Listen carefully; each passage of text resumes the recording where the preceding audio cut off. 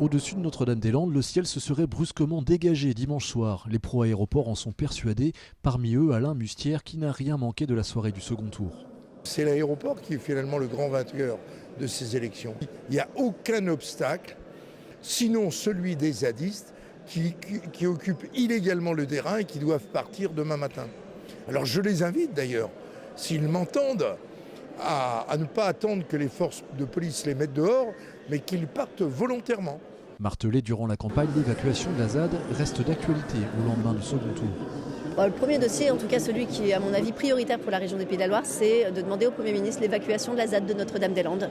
Ce dossier il est prioritaire en matière d'emploi, en matière de développement économique. Mais la victoire de la droite n'a pas suscité d'inquiétude parmi les anti-aéroports qui ont déjà entendu ce discours. À ma connaissance, d'abord, la région n'a pas de compétences police, ni milice, ni force armée. Donc, de toute façon, il va y avoir continuité de la demande, puisque je rappelle que Jacques Oxiette a déjà demandé l'évacuation de la ZAD. Il avait même dit que ça n'était pas beaucoup plus compliqué que le Mali.